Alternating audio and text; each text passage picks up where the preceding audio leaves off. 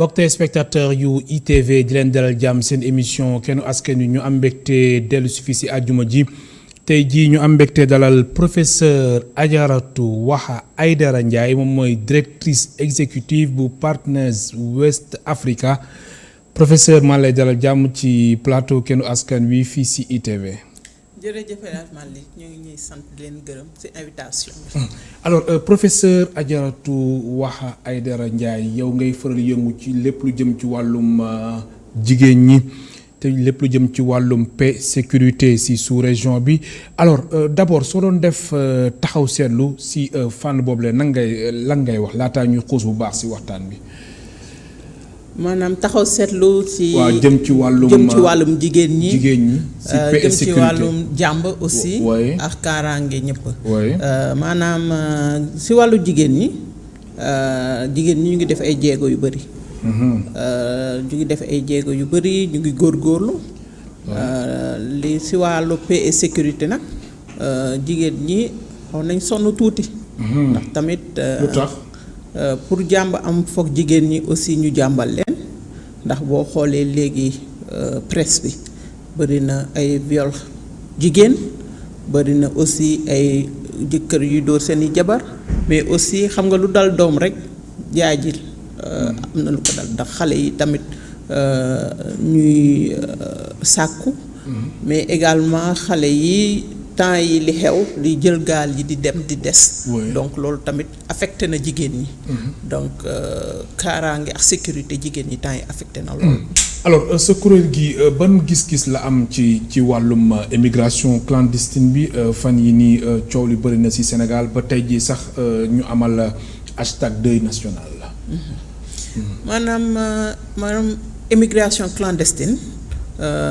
Partners West Africa bi may diriger ak ñi may liggéeyal équipe yëpp maa ngi di santal di leen nuyuwaale. yàlla dafa defoon ambassade États-Unis bi nekk Sénégal. jagleeloon ñu benn projet boo xam ne dañ doon ne foog ñu prévenir xam nga xeex lañ toll. mais balaa xeex mooy maanaam liy ñëw. nooy def ba du yegsi maanaam mu joxoon ñu projet boobu ndax projet boobu ñu bëri duñ ci taxaw projet boobu nag ñu nekkoon ci. faf nag maanaam mbas mi ñëw mbas mi tere ñu dem mais da amoon na déjà dañuy naan ay prémices ñu wonoon ne que dëkk bi buñ ci jógul taxaw maanaam émigration bi mais également li xew ci dëkk yi ñu wër maanaam Burkina Mali terroristes yi dinañ booy moytuwul dinañ nangu suñuy doom alors yéen seen kuréel gi gis na situation bi lu mel ñuy wax sax naan plus de 400 morts 500 morts chiffres yi mu nekk lu doy waar alors est-ce que ci wàllum sensibilisation am na loo leen ci jot a def. waaw sensibilisation lañu def. sensibilisation maanaam ça fait benn at ak lu tegu. ba fan yi sax ñu ngi daje woon Kaolack def fa en place benn réseau. partage expérience yi def benn réseau boo xam ne. ñu ngi ci dajale yaay Bayam Diouf mi ñuy wax fan yi bari bokk na suñu réseau boobu. plateforme bi def pour sensibiliser woon yaay yi ak xale yi ci immigration clandestine ak prévenir lutte contre ndax gis nga booy dem yoon bi lu ne mën na la ci fekk. donc sensibilisation yi Dakar la ñu commencé woon ci zone bu ñu koy wax grande banlieue. ñu dem Kaolack. dem Kolda Ziguinchor Sédhiou Kolda Tambacounda Kédougou gox yooyu yëpp dem nañ fa. alors ñan ngeen sensibiliser ndaw yi jigéen ñi góor ñi wala ñëpp wala la. ndaw yi ak jigéen ñi surtout. pourquoi jigéen ñi parce que tey kuy dem bu jigéen taxul nga dem jigéen gunge na la wala jigéen participer na. ci sa li ngay joxe mooy cotisation li ngay cotiser pour dem. mais gis nañ aussi en même temps ay jigéen ñu bokk ci gaal gi di dem. mu ngoog te bu njëkk ba. jigéen ñi ñoo doon participer comme ni ma wax ni ñoo doon gunge mais léegi jigéen ñi sax dañuy dem faf. pourquoi parce que boo gisee ñuy dem ci 100 yu nekk 80 yi ay mool lañ te mool yi bu ñu demoon bu ñu ñëwee jigéen ñi ñoo daan transformer.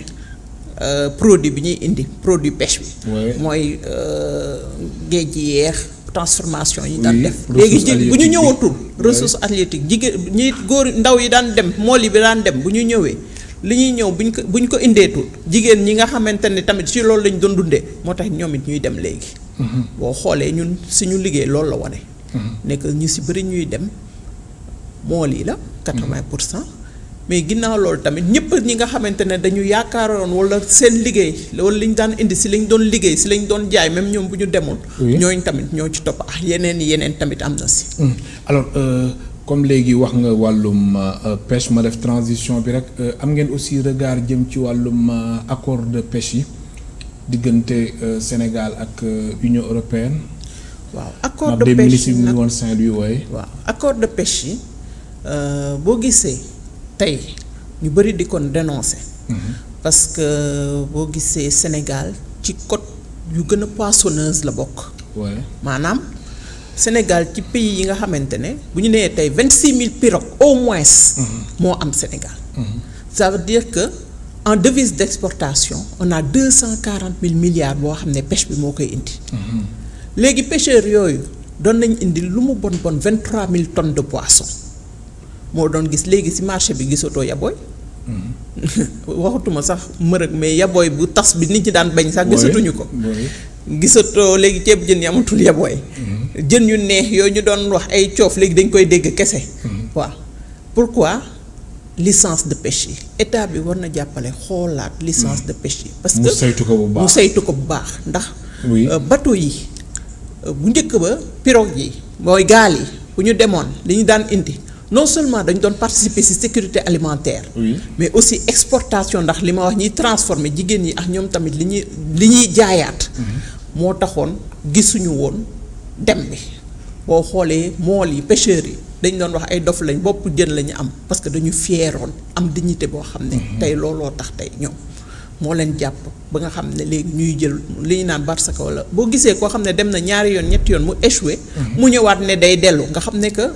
am na lu nekk ci ginnaaw ñu ngi sensibiliser certes waaye liggéey bi ñëpp ci war a jàpp ñun dañ ci am suñu wàll famille yi am suñu wàll mais état bi la grande responsabilité bu rëy bu ci ëpp état bi la état bi moo war a xoolaat licence de pêche yi ndax lu ko tey européens yi jox aide lay nekk mooy naan ndimbal mais ndimbal boo xam ne danga ko war a fay boo xamante ne ñoom dafa am lu ñu ciy teg mooy comme banque yi léegi bu ñu ñëwee ñun ñoo ciy gaañu. ñun ñoo ci gaañu. nga ni suñu ñëwee bu ñu ñëwee maanaam parce que boo nee état dañuy foogoo ne état bi nekk en place. je dis l'état depuis le temps ñuy régler problème mu immigration. xam nga Ablaye Wade demoon na régler ñu jox ñu xaalis indi plan REVA. retour vers l'agriculture. waaye kuy béy. mool du béy. donc yaa ngi koy yóbbu ci loo xam ne xamu ko. donc problème bi certes war nañ développer mooy li nga wax ni entrepreneuriat rural. mais ñi ki nekk ci li mu nekkoon li mu jàng li mu xam foog ñu jàppale ko ci foog ñu jàppale suñu mool yi. pêche artisanale bi foog ñu jàppale ko ndax bu ñu investirul ci pêche artisanale bi kenn sañe bi am nii dinañ dëyaat kenn ñaanu ko yàlla de. kenn ñaanu ko ndax yàlla xam na ne que métti na ma.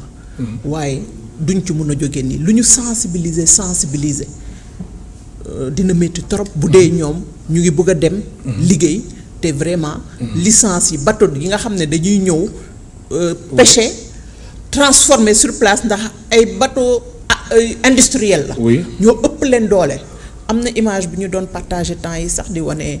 koo xam ne bateau bi day génne filet bi. pirogue kii yi mool yi ñëw di laxasu ci pirogue yi di dindi jën yi nekk ci xam nga loolu. xel nanguwu ko. oui alors soo nee état wu Sénégal dafa war a saytuwaat bu baax a baax licence de pêche yi nan la war a def état bi licence de pêche ñu saytuwaat ko. foog ñu saytuwaat ko. si naka. ci naka mooy oowaat xam nga loo gis rek. li ñuy naan loi boo gis boo ko teg. nit moo ko bind. nit moo koy dindiwaat. autorité yi ñoom tey boo gisee ñu ne Espagne tëj na ay frontières am boo gisee plan yi teg ci ay Frontex ñoom ñëpp ñu ngi bëgg tey immigration bi arrêté. da nga ne li ngeen bëgg de laa bëgg waaye de certes ñun ñoo signé woon accord de pêche yi mais gis nañ que accord de pêche yi mu ngi leen di gaañ. mu ngi gaañ samay ndaw. mu ngi leen di gaañ ndax tey yéen bëggoo leen ñiy jóge ci man nii ñëw ci yéen. te def nañ lu nekk gis nañ ne que du leneen lu dul accord de pêche yi accord de pêche yi lan la parce que yéen jën yi leen doon jaay bëgg ngeen ko am ci ni mu gën a yombee mu dina yomb de waaye dina métti tamit ndax kon ñii di ñëw foog ngeen accueillir leen léegi nag nan lañ ko mën a régler xaalis bi ngeen may jox yépp nañu réviser waat accord de pêche yi aide bi ñu réviser waat ko noonu lañ ko war a defee alors mu nekk benn parenthèse bu ñu ubbi woon jëm ci wàllum accord de pêche yi ak tamit immigration clandestine xam naa ne moom immigration clandestine dina ñëwaat si waxtaan bi alors gis nañ aussi processus de négociation yi jëm ci wàllum paix et sécurité femmes yi duñ si teew lu bëri maanaam femmes yi daal vraiment lépp jëm ci wàllum négociation bi seen absence dañ ko remarqué lu tax parce que bu njëkk ba dañu amoon problème mun naa wax culture maanaam dañ doon ne jigéen place am ca waañ ba la jigéen place am ci kër gi la yar doom yi mais léegi àddina dox na ba nga xamante ne gis nañ ne que li góor mën jigéen mën na ko jigéen ñi bu ñu jàngee maanaam dinañ si jàppal léegi nag ñu boo gisee CEDEAO mooy kuréel bi dajale dëkk yi nekk Afrique de l'Ouest yépp am léegi ay jigéen yoo xamante ne dañ leen jiital ba def li ñu naan centre du développement du genre mu jël léegi ay jigéen former leen pour négociation yi waaye ba tey des na parce que lu am mooy culturellement dañoo accepté gul jigéen jiite nekk ci bit ci kanam ndax liñ ci ragal dañoo am ñoo ko xam waaye boo xoolee même religion yi dañu naan derrière chaque grand homme il y a une grande dame mooy maanaam jigéen a nekk ci ginnaawam di ko xelal donc te ñëpp xam nañ ne que jigéen dafa mën a waxtaan mën a dajale mën a kii donc war nañ ko xoolaat bu baax alors kon su ma la déggee bu baax dafa jot aussi jigéen ñi aussi ñu am représentativité bu am solo jëm ci wàllum processus de négociation paix et sécurité waaw effectivement parce que gis nañ ne que jigéen ci lu mu dugg boo xoolee exemple Mano River mooy Libéria Sierra Leone bi ñu amee problème yi ba mu métti jigéen ñi bi ñu demee toog ak président yi moo tax mu sotti donc dafa jot ci jigéen ñi ñu jox leen place bi nga xamante ne moom la ñu mérito waaw mooy maanaam loo xam ne mën nañ ko jàng nañ ko te tamit du mën ak jàng kese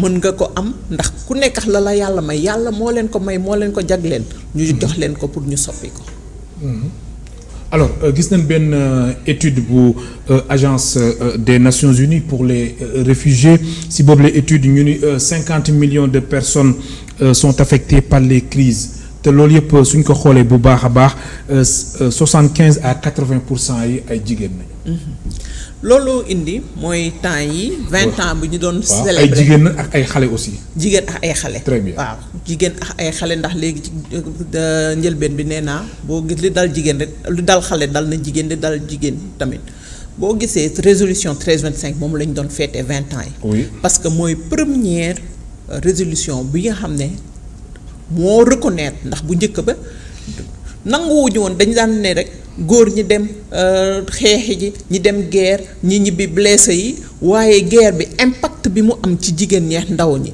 résolution bi moo ko doog a accepté donc moo génne chiffres yi ndax da ci def enquête bi génne au commissariat des Nations Unies moo ko génne ne que 75 à 80% jigéen ñi la donc jar na léegi foog léegi ñu taxaw pour impact bi nga xam ne guerre yi ñuy guerre ñun pour te ñoo xam lu tax ñu koy guerre impact bi muy am ci jigéen ñi ci ndaw ñi foog ñu taxaw ci te pour ñu taxaw ci nag foog ñu boo associé mooy jigéen ñi foog ñu boole leen ci négociation yi maanaam pour prévention aussi parce que doo toog rek ba affaire de yépp taxaw oo jigéen ñi xam nan la ñuy def ba du yegsi lii raam ci ñag bi di jëw nan la ñuy def ba du yegsi xam nañ ne que jigéen ñi buñ ci taxawee looloo tax maanaam résolution bi am.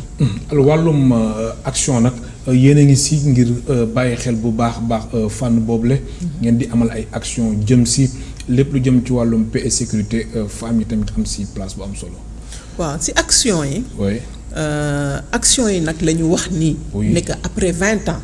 des na nag des na lu bëri. action yi des na. action yi des na parce que boo xoolee par exemple loi parité ñetti jigéen kese ñetti réew kese ñoo ko am maanaam Sénégal Guinée ak Cap-Vert par contre xam nga pour mettre en œuvre activité yi dañu ne foog ñu toog ñu xool dëkk bu nekk xool naka lay intégrer jigéen ñi ak naka lay jigéen ñi di mën ay activité ba nga xam ne dinañ mën a atteindre objectif yi ndax objectif yi 18 la 18 boo xoolee ci 54 pays yi nga xam ne ñoo am Afrique ñaar fukk ak ñeent kese ñoo am plan d'action te ñu ci bëri sax seen plan d'action pareegul te Sénégal mi ci la bokk léegi nag ñu gis ne que plan d'action yi war nañ ko pare. alors Sénégal lan moo tax pareegul lu tax. Sénégal li tax pareegul. bëri na waaye benn bi lan moo mooy ci gën a fës. li ci gën a fës mooy. coordination. mooy maanaam ministère bi nga xamante ne mooy ministère de la femme de la famille de la protection des enfants moom la ñu jox lu ñu naan réseau lépp lu jagleel ci jigéen ñi.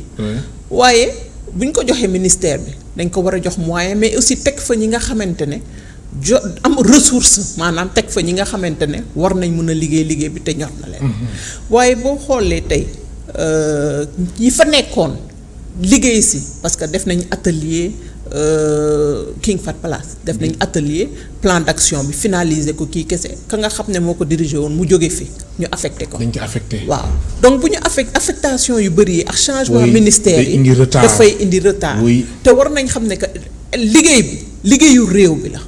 du liggéeyu benn nit du liggéeyu benn parti. maanaam liggéey bi bu ñu ko liggéeyalee pour réew bi yow boo ñëwee da nga ko war a yeggali.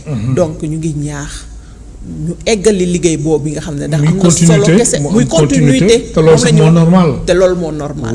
waaye boo ñëwee équipe bi fi nekkoon nga dindi ko juste parce que yow da nga bëgg a indi sa équipe tamit bi mu ñëwee parce que ñee ñoo fi def li ñu fi teg duñ ko sax xool eggali ko donc loolu. bëgg commencer waat à zéro wala du ñu xool sax fi ñu toll passation de service yi defe naa war nañ ko xoolaat. pour ñu mettre l'accent ci li important parce que tamit. Sénégal ak place bi mu am Afrique. ñaano ñuy lim daal di ne. seen plan d'action Sénégal bokkul ndax tey dañu ne pour mise en œuvre yi li ci manqué. mooy ressources yi mooy alal bi ñu ngi ñaax partenaires yi waaye partenaires yi li ñu leen njëkk a laaj ana sa plan d'action. loolu la ñuy laaj. loolu lañ lay njëkk a plan d'action bi Sénégal pareegul. Sénégal war na ci taxaw nag.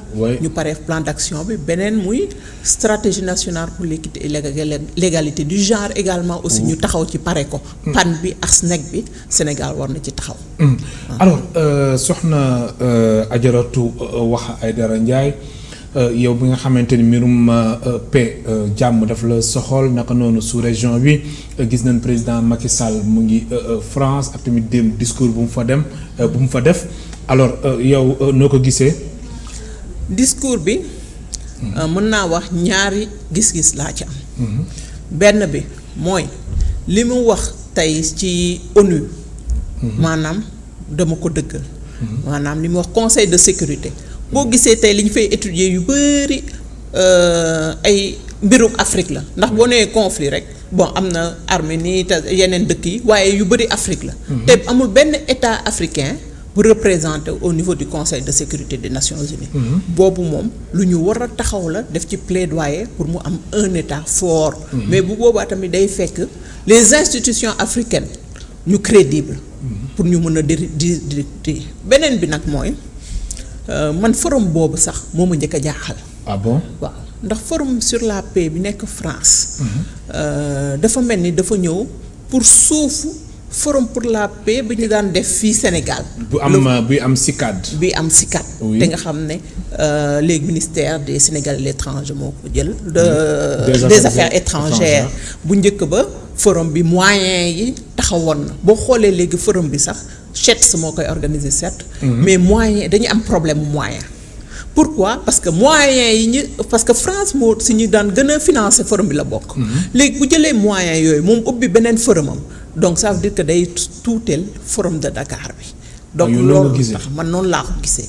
donc pour man forum boobu maanaam daal. naam baax na waaye pourquoi. ñu def beneen forum alors que forum de Dakar bi dafa daan permettre ñu régler les problèmes africains sur le sol africain à Dakar. donc war nañ mën a décentraliser. donc bu ñu kaasee nekk mu am représentation Afrique au niveau du Conseil de sécurité waroon nañ dooleel forum de Dakar sur la paix et de la sécurité moo gën ñu koy naqasal.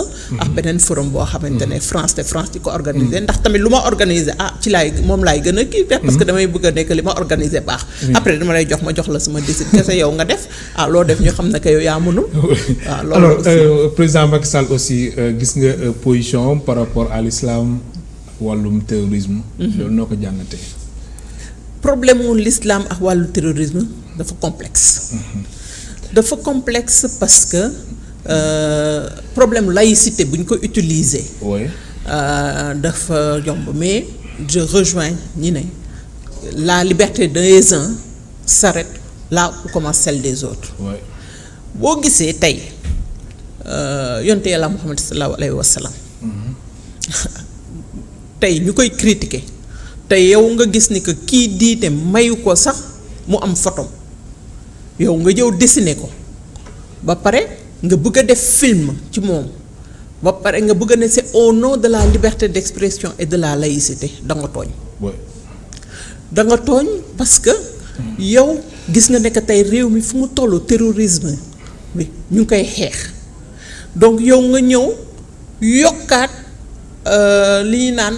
nga fekk le feu nga dem yokkaat ci charbon nga yokkaat daal ki xam ba ci kay waxatee olof mooy daal attiser nga ëpp ko daal nga fekk daal luy tàkk nga ëpp ko nga xëpp ci waaw mu gën a tàkk pour man loolu lañ def ndax ñëpp xam nañ ne que booy nuyoo dans le Coran lay wax asalaamaaleykum li ñu lay delloo waaleykum salaam que la paix soit sur nous mooy jàmm c'est une religion de paix ñi nga xamante ne di nga koy jël di ko def terrorisme parce que ñooñu dañu am yeneen frustration seen jàng motul ñu nekk di leen jéem a xamal di leen jéem a delloo si yow nga ñëw fekk koo xamante ne dafa feebar parce que terroriste yi ay nit ñu feebar lañ.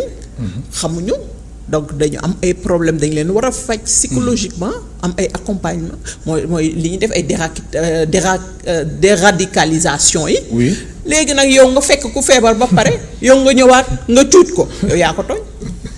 ma fàttali waaw mu nekk lu am solo ma fàttali suñu mbokk téléspectateurs yi ñu ngi dalal tey professeur Adjaratou Waha Aidara Ndiaye moom mooy directrice exécutive bu Partners West Africa mu ngeen participer ci émission bi soo leen wootee ci 88 628 74 74 88 628 74 74 alors gis nañu sous-région bi lu ci mel ni Guinée Conakry Guinée élection yi fa jot a am coow li bëre woon na mbirum mandat troisième mandat Alpha Condé élection yi mujj na am ak fitna yi fa jot a am yépp conseil constitutionnel validé tamit résultat yi nga xamante ni ak tamit moom la kii am lu mu tudd Alpha Condé alors yow mi nga xamante ni sous région bi da nga ci am ay gëstu yu bëri yoo ci def laataa ñu ñëw ci Côte d'Ivoire situation Guinée noo ko jàngatee.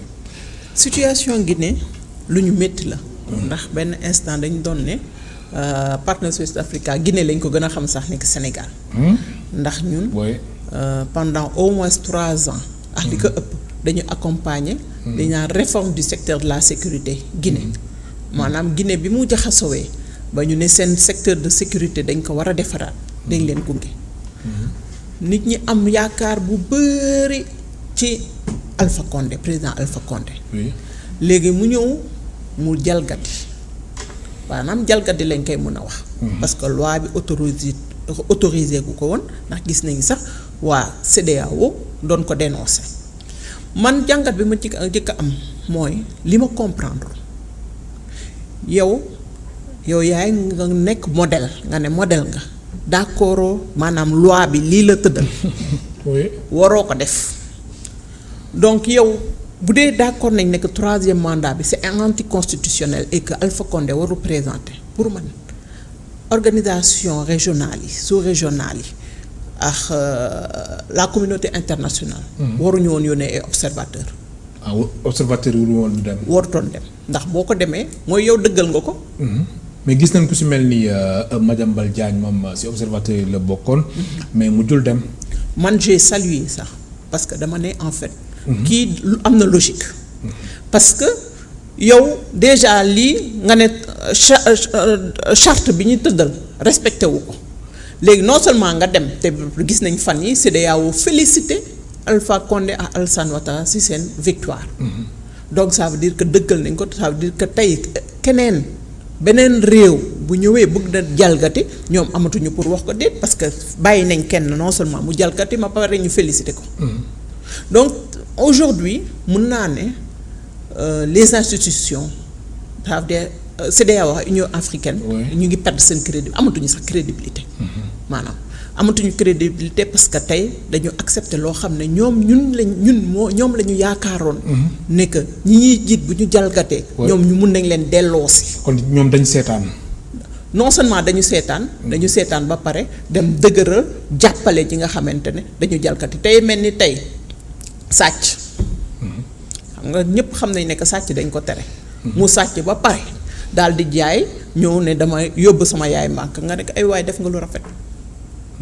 alalu sàcc la ça veut dire que waroo woon sax nangu mu dem sàcc mais naam nga d'accord mu sàcc ba pare ñëw nga d'accord mu fayal ci parce que waajuram la màkk loolu la ay institutions yi def. alors su weesoo Guinée Côte d'Ivoire aussi gis nañ li fa xew ba Alassane Ouattara moom mu gagné élection yi gis nañ aussi mook Henri Konan Bédié gise nañ yooyu yëpp yow nan nga ko jàngatee. li ma ko jàngatee mooy malheureusement tey. su ma nee ay contre modèle la ñuy wan suñu ndaw yi maanaam peut-être am na ñu nara ne dama utiliser ay raccourcis. mais boo xoolee tey désœuvrement wu jeunes yi ça veut dire que jeunes yi amatuñu repère maanaam ñi nga xamante ne ci ñoom la ñu waroon di naw. oui ñoom ñooy jalgati ñoom ñooy def naka sa dul noonu ñooñu bu ñu gisee lii mooy expliquer terrorisme bi mooy expliquer émigration clandestine yi. mooy expliquer tamit criminalité bi ak trafic yi nga xamante ne mu ngi yokk parce que les enfants les jeunes ils ont besoin de modèles positifs. Ils ont besoin de modèles positifs maanaam foog ñu gis ñoo xam ne si la ñuy roy te li ñuy roy rafet mais tey Alpha Condé ak Henri Konan Bédié ni ñu defee nii Ivoiriens yi xam nga dañuy wax foofu chinois yi les chinois foofu. gis nañ ko les microbes gis nañ foofu aussi chinois waxuma chinois la Chine. mais am na groupe bu bandi bu am Côte d'Ivoire bu ñu ooyee chinois comme les microbes. ñooñu dinañ yokk. lu ko indi lii parce que les jeunes non seulement dañu soxla ñu baax ñu ñuy roy mais ils ont besoin de rêver. yow tey boo xëyee amoo yaakaar. ñi nga yaakaaroon ñu tas sa yaakaar. donc lu ñëw rek mun na la yóbbu. te loolu moo am tey moo tax Afrique pour ñu génn ci crise bi dina métti loolu ndax pour ñu génn ci crise bi c'est une nouvelle des autorités étatiques au plus haut niveau. te ñoom la ñu war a nettoyer ñoo war a joxe exemple. waaw fu mu toll nii on a besoin de modèles positifs pour suñu xale yi suñu doom yi pour bu ëllëgee ñu mën a am yaakaar ñu mën a rêver mën a yaakaar ne que suba lii de su ma ko defee xëy na mën naa àgg fi waaye bu ñu jàppee ne que ci fen ci luubal ci sàcc ak ci wax la dul noonu si rek nga war a mën a teddee. bu ñu sàcc gi am. criminalité bi bu mu ñu jaaxal. ndax ñun suñu liggéey dina métti loolu. ndax lu ñu sensibiliser à la limite sax dañuy ridicule du ñu xoolati boo xoolee tey presse bi yéen am ngeen ci tamit rôle bu important. parce que boo xoolee tey presse bi même réseaux sociaux yi tey boo diffuser affaire mbirum jàng mbirum. loo xamante ne day jëmale réew kanam. kenn du ko seetaan ay recherche kenn du ko seetaan. waaye c'est vrai. diw violé na diw sàcc na diw. ay fenn yeex yooyu. waaw yooyu ñooy ëpp vie privée. mooy vie privée wu jàmbur. dugg ci vie wu jàmbur la nga cay wax du dëgg mais juste pour yàqal ko waaw foofu moom. parce que malheureusement modèle positif yi moo am. alors Adjaratou Waha Aidara Ndiaye su ma la déggee bu baax mbir mi naru yam Côte d'Ivoire ak Guinée rek. comme waa CEDEAO joxuñu joxewuñu bon exemple da nga gëm ni mbir mi su amee si yeneen dëkk yi du la bett. mbir mi su amee yeneen dëkk yi du ma bett waaye ñu ngi am yaakaar ci Niger. ndax président bi de moom nee na. du présenté wu. waaw te mu ngi organiser xëy na bu ñu gisee modèle Niger ak Ghana xëy na jeunes yi dinañ gis leneen waaye xam nga lu yàq moo gën a yomb defar. oui donc loolu problème bu ngand la te loolu aussi lu koy indi mooy problème éducation parce que foog ñu wax ko aussi. gis nga tey boo xoolee Sénégal kuy tabax sax yaa ngi def ngandam garage boo gis sax nit mun na ci ubbi école léegi pantre bu nekk nit ubbi ci école. il faut que ñu réguler éducation bi aussi bien formelle que non formelle. école privée yi bëri na.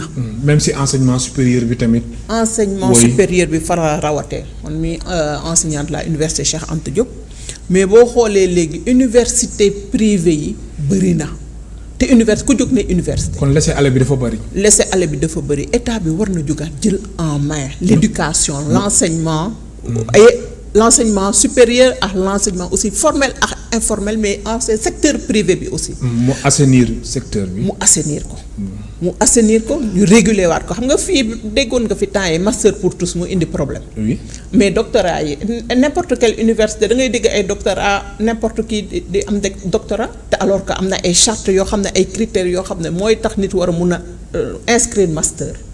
mooy tax nit mun a inscrire doctorat.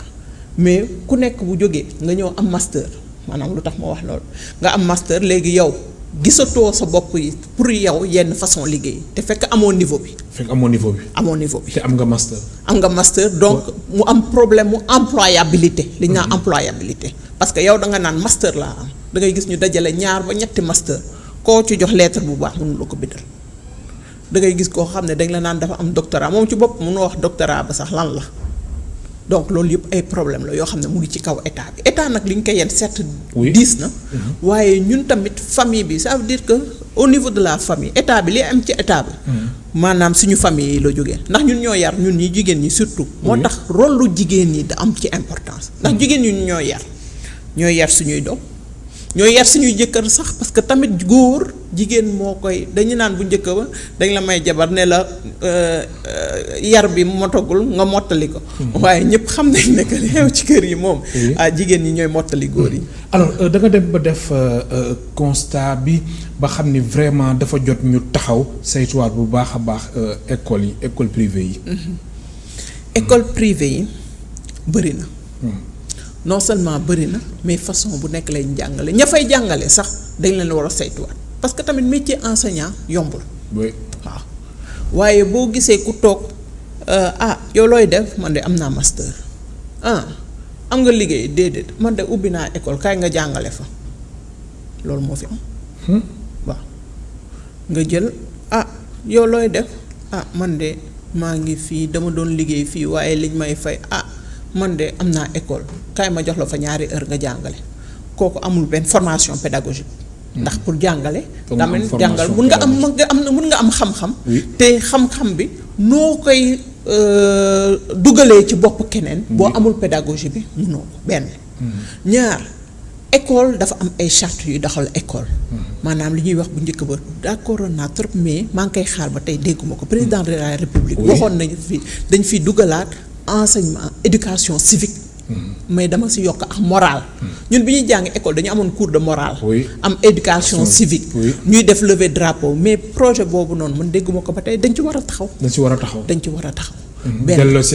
delloo ci xel yi delloowaat nit ñi jikko yi mais tamit nga am li ñu naan une fierté le sentiment d'appartenance nga xam ne yow sénégalais nga da ngay liggéey pour sa réew ça veut dire que mooy ger gi ñuy wax ger gi lu tax mu yomb parce que yow tubaab bi su ma joxee doo gisoo ne que yow li ngay def yaa ngi gaañ sa réew.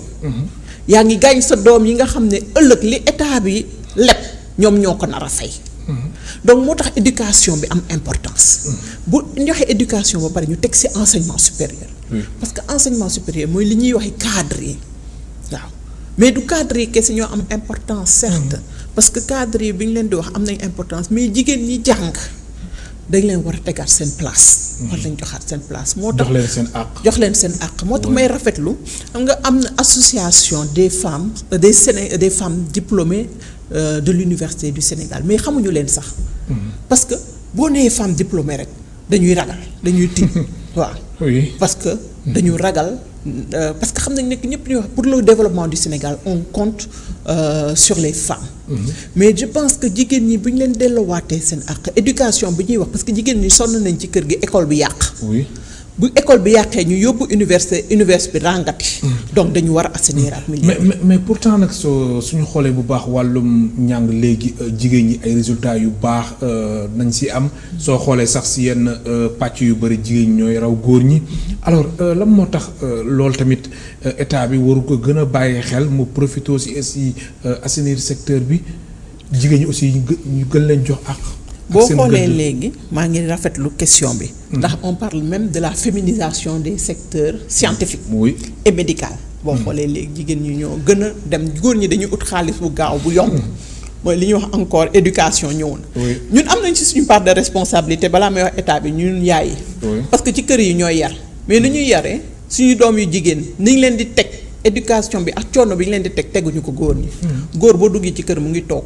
bu jàngee wàcc mu ngi toog saagam da koy sànni fële mais ku jigéen ki naam sax ku góor kee ko mag ku jigéen ki boo moytuwul mooy bale après ménage fomp ku góor ki toog loolu dañ ko war a dépasser ndax moo tax éducation dafa war a jeex góor da nga ko war a yar ci jom xam nga loolu ci jom la bokk loolu boo xoolee day mel ni damay wax au niveau urbain kese mais boo demee aussi en zone rurale boo demee sama mbokk béykat yi surtout boo demee si sama mbokk Casamance yi. jigéen ñi ñoo nekk ci faro yi góor ñi fi ñu nekk ñu ngi taatu garab bi toog di waxtaan. taal seen tànk. di naan attaaya di battre carte. loolu gi nga yar boobu moo indi tey jigéen ñi nag bi OMD yi duggee mooy objectif du millénaire pour le développement ñu wax pas éducation pour tous surtout mettre l'accent sur les femmes parce que bu njëkk ba daanuñu góor ñi lañ daan yóbbu école. jigéen bi toog ci kër gi liggéey. après góor bi donc moo war a liggéey looloo doon indi ñuy toog noonu ci faro bi donc jigéen ñooy dem liggéey xale yi góor yi jàngi léegi après nag léegi bi ñuy duggalee jigéen ñi école jigéen ñi jom bi ñu amoon ci kër yi ñu indi ko ci école yi moo tax tey boo demee école bu nekk 5 premières yi en général jigéen lay nekk.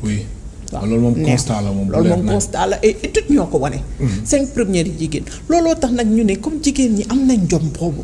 te loolu je pense que yàlla moo ko def ci jigéen de façon innée. waaw donc loolu war na tax. ñu jàppale leen. pour ñu jox leen nag place bi ñu war ñu changer dëkk bi. oui mais en même temps aussi noonu la ñu gisee ay jigéen ñoo xamante ni dañuy jàng am. xel macha allah am niveau bu am solo dem ba si yenn classes yi vraiment wala yenn niveau yi seen jàng yàqu ndax peut-être seen situation waajur demeewul noonu wala tamit ñuy sëy alors loolu tamit est-ce que jotul aussi ñu xoolaat ko. loolu aussi moo tax ñu naan. maa ngi rafetlu liggéey bi sama mbokk AJS yi di def. parce que jigéen yu bëri. sëy comme ni nga association des juristes. jigéen yu bëri. am na problème yu bëri maanaam état civil am na problème am na ñoo xam ne dañuy dem ba war a def examen mooy li ngay wax loolu waxuñu ko. fekk ndek déclaré wuñu leen. wala maanaam en fait lu tax déclaré wuñu leen day fekk seen papa reconnaître leen wala seen papa am problème ak seen yaay donc déclaré wu leen xale yooyu ñu lor leen. et puis seen jàng yàqu. seen jàng yàqu foofu lay yem boo loolu mooy déjà au niveau mooy premier niveau bi. beneen niveau bi mooy li nga soulever. mooy des difficultés économiques. wala par exemple yeneen difficulté par exemple ay divorce ay veuvage léegi femme war a nekk chef de famille mu am problème donc impacté ku ñuy njëkk a jàpp ku jigéen ki parce que dañuy ne góor moo am avenir moom la ñuy bàyyi ci école bi ñu téye jigéen bi école wala ñu may ko jëkkër mooy mariage forcé yi ñu doon wax mariage précoce yi. wala beneen góor ëlbati xel bi. ëmbal ko mooy grossesse indésirée yi. donc yooyu yëpp moo tax liggéey association femmes yi ñu ngi def liggéey bu rafet certes waaye dañu war a gën a jàppaloo lëkkaloo ñun. parce que tamit dafa am importance. di amal ay actions réseau yi ñuy am ay actions coordonnées. gën a organiser wu aussi gën a organiser wu moo tax maa ngi ONU Femmes ñu ngi def liggéey bu rafet certes parce que yàgguñu gis nga bu ñu gisee après résolution yi bu ñu dawalee 10 ans. ñu daal di ne foog ñu teg kuréel bu am doole boo xam ne pour jigéen ñi la muy ONU Femmes waaye liggéey bi dafa bëri li ñu war a def dafa bëri boo gisee association plateforme yi gisoo ñun bëriwuñu jigéen ñi jiite jigéen ñi ko jiite bëriwu waaye tamit gis nga boo demee demander audience. wala poser problème man boo gisee docteur Aïdara la mu léegi dégg mu waxte waxu jigéen waaw loolu tamit autorité yi. Waaw. donc war nañ ci jàpp. war nañ si waaw war nañ ci jàpp ndax pour ñun xeexuñu leen. oui. man je dis même dama contre li ñu naan féministe du ma féministe de. mais dama bëgg rek ñu liggéey réew mi te xam nañ ne que jigéen ñi bu ñu leen jàppalee dana rafet. nañ jàppale jigéen ñi. alors wàllum aussi poste de responsabilité léegi jigéen ñi ñu ngi ñëw nànk-nànk. léegi alors remaniement bi passé bi nga xamante ni njiitu réew mi amal na ko 20 fan ci weeru novembre. ministre jigéen yu dugg ak tamit suñ boolee ñëpp ministre jigéen ñi bëreewuñu. wala mbir mi daf la bett xeeb nga ko ba léegi. bu baax sax xeeb naa ko bu baax. parce que Mais lu tax, certes lu dugal tax? na ay jigéen. oui. waaye man en général conférence yi may def damay ne très parité bi ñuy wax. oui. du à la place d'un homme compétent ñu dugal une femme incompétente. comme tamit du ñu jël une femme compétente dugal fa un homme incompétent pour des questions politiques man boobu d'accord. d'accord. donc man pour man bu yokkoon jigéen yi te génnewul jigéen dinaa d'accord mais jigéen yu mu génne moo ma metti benn deux. dëkk bi bëri na lool ay jigéen yu compétent yoo xamante ne waxuma la du poste de responsabilité du ministère kese. mais am na ay jigéen yu génn ak ay góor ñu génn ci gouvernement bi. waaw am na ay jigéen yu génn am na ay góor yu génn. ci gouvernement bi. waaye mun nañ yokk jigéen surtout que Sénégal wax naa ko ci début bi ci pays yi nga xamante ne dañu am loi dañu signé loi parité bi ci la bokk. parité bi du assemblée kese. ministère yi lu tax mënuñu direction yi aussi du question kese parce que nit ñi dañuy gis ministère kese dañuy xëpp suuf rek man xëpp suuf boobu laa bëgg a wax président na bàyyi di ñu xëpp suuf. nga jël femme compétente yi mu teg leen ci direction yi. oui. mu teg leen ci PCA yi muy nommé da nga dégg PCA jigéen moo tax du ministère kese de am na ay postes clés yoo xamante ne. mun na fa teg ay jigéen. rafetlu nañ direction université yi am na sama tata bu ci bokk. bu nekk rectrice université. mooy Ndeye Coumba Touré Kane ñëw na fi sax. waaw te moom lañ invité woon kii aussi Ramatoulaye Meng jàngal na ma sax philosophie. Thiès donc ma leen di nuyu sama tata yooyu. mais na yokk aussi ndax boo gisee direct xool leen tuuti di ngeen gis université yooyu ni muy doxee pënc bi muy am feex ñaari at dinañ ci waxaat. kon daal foog ñu gën leen dooleel bu baax a baax. faculté yi aussi. direction faculté parce que tamit du rek kii am na mais décanat yi ni ci jigéen ñi bëri. dañ jàppale jigéen ñi. jox leen vraiment li nga xamante ne moom la ñu mérito. parce que am na fi. mais quand même Aïssata Tall Sall nekk première femme ministre des affaires étrangères loolu quand même décision bu am solo la. waaw décision bu am solo la mais gisoon nañ fi aussi première femme premier ministre. oui Aminata Touré waaw Aminata non avant Aminata Touré. Mame Madior Boye donc direct Aminata Touré nekk na fi aussi. ministre de la justice mais également premier ministre. donc loolu yëpp rafetlu nañ ko waaye bu ñu def benn pas reculer deux en arrière. waaw boo defee benn. ñu tàccu daw leen ñaar. ci kanam pas ñaar ci ginnaaw. loolu la ñuy wax. te HCCT aussi Aminata Mbengue Ndiaye mi ngi foofu. waaw sama tata boobu mu ngi foofu waaye na bàyyi xale yi. mu bàyyi xale yi maanaam waaw ñu may tuuti ñun ñu avancé c'est que xam nga lan mooy problème. mu bàyyi xale yi. waaw maire yi liggéey bu rafet. parce que tamit bu ñuy wax changement. oui naan ni koy waxati 2 mandats 3 mandats fépp la war a am. ça veut dire que yow foo nekk ba nga xamante ne jot nga retraite sa yaram nangootu ko mayal xale yi ñu ñëw. mayal xale yi ñëw parce que loolu ngay am wéy bu rafet ak tur bu rafet. ndax dañuy jàpp ne que il faut assurer la relève man tey ñaan naa yàlla bu ci kanamee. ñi may liggéeyal ñu nekk foo xam ne je dis toujours plus grands seront les grands lorsque les petits deviendront grands. donc yow am na fooy toll yow sa bopp yaa naan. am na diw xëcc leen ñu ñëw noonu la ñuy liggéeyee réew mi. waaye doo toog yow boobu jeex. ñett baaxul. professeur man lay gërëm baax di la sant waxtu bi jeex na. ñu lay gërëm di la sant. sama dernier mot vraiment ñëpp ci liggéey ak ñun liggéey bi métti na sensibilisation bi à la base. parce que nous on travaille avec les communautés. maa ngi leen di ñaax ñu gën cee jàpp maa ngi ñaax aussi bailleurs yi ñu jàppale ONG yi ndax tey état yi dañu am ay limites. tey boo xoolee ni muy dawee CEDEAO Union africaine tout état yi am nañ ay limites nañ jàppale ONG yi OSC yi ñu jàppale jigéen ñi jàppale tamit presse bi mais presse bi ngeen jàppale seen bopp aussi maanaam bàyyi fait divers yi mais ñun moom vraiment moom ñu ngi def je pense si sama gis-gis nee na saabu du faute boppam mais ñun yooyu moom nekk waaw liggéey bu rafet su ma nee presse maanaam l'information certifiée et aussi la bonne parce que émission yu baax yi nga xamante ne jëloo leen politique kese farloo leen dafa baax ngeen xale yi tamit ñu leen di delloo ci seen xel loolu ñu delloowaat xam ne que lu ñu am lu mu métti métti seen dëkk moo leen ko am fii loo am on n'est jamais mieux que chez soi fi ñuy dem métti na lool li ñu fa yaakaar amuñu fa Covid bi métti na nañ toog fii si dëkk di la gërëm baax di la sant mu nekkoon professeur Adjaratou Waha Aidara Ndiaye nekk directrice exécutive bu Partners West Africa mu nekkoon suñu gan tey ci Kennu Askan Wi ñu doon waxtaanee lépp lu jëm ci femme paix et sécurité ak tamit lépp lu jëm ci wàllum immigration ak éducation et formation mbokk téléspectateurs yi maa leen di gërëm baax di leen sant amuñu seen fay ba altine incha allah 4 waxtu.